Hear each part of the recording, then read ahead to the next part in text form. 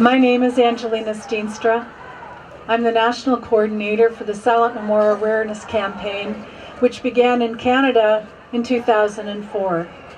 The first time I ever shared my testimony here in the United States was right here on January 22nd, 2004.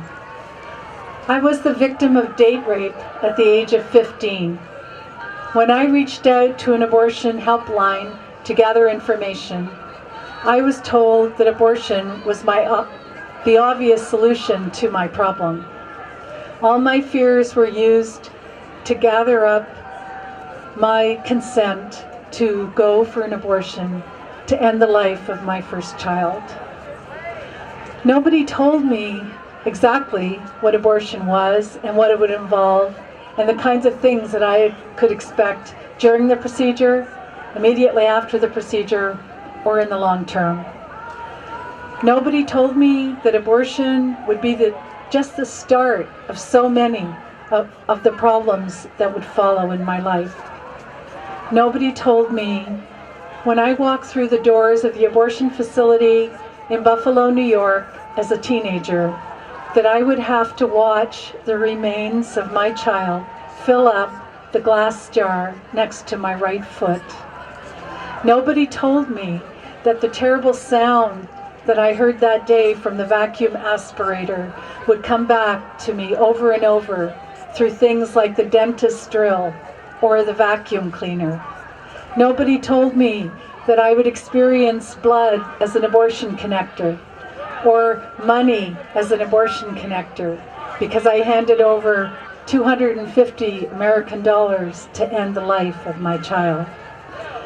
Nobody told me that the shame and guilt of my secret would drive me toward a self-loathing and a self-hatred, and that eventually I would cut myself off from friends and family, and most importantly, from God. Nobody told me that I would begin to seek refuge in other things, drugs, alcohol, and serial sexual partners, especially serial sexual partners, because I was looking to hear the words, "You are forgiven, you are loved." Nobody told me that the solution to my pregnancy would set me on a course destined for suicide. After 7 years, I was struggling with suicidal ideation.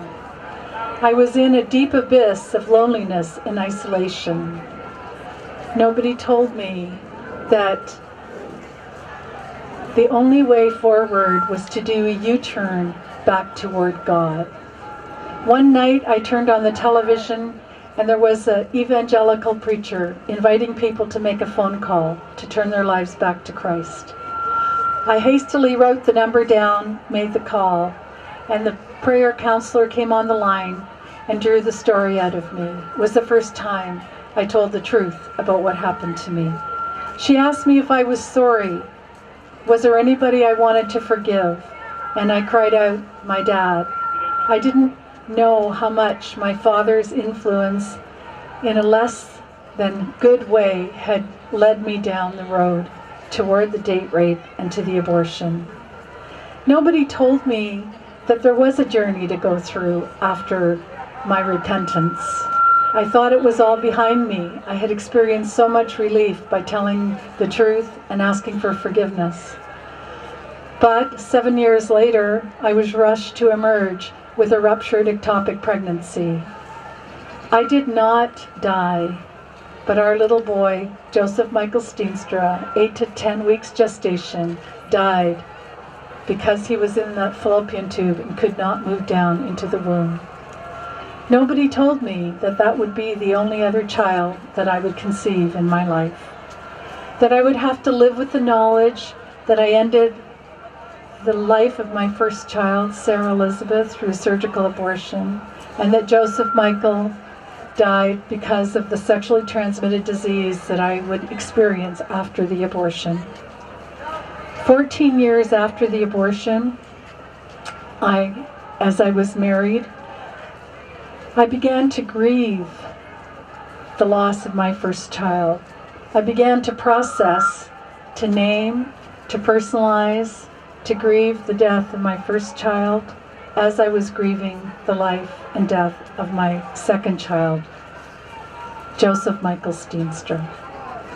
Being able to face the truth finally, to go through the grieving process, gathering up the story with the help of post-abortion ministries, I finally found relief from the years of suffering.